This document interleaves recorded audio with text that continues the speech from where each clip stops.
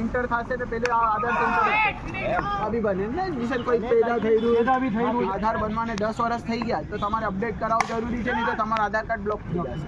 એના બાદ આપણને એકવાર બી કરેક્શન અપડેટ કરાવ્યું નહીં તો જ્યાર તક તમે અપડેટ નહીં કરાવો બ્લોક થઈ જશે. એમ બેંક અકાઉન્ટ આલો તો બ્લોક કરી દીધા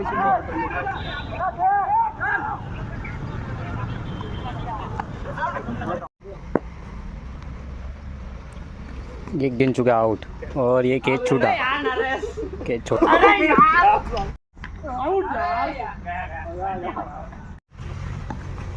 नंबर किसके पास है?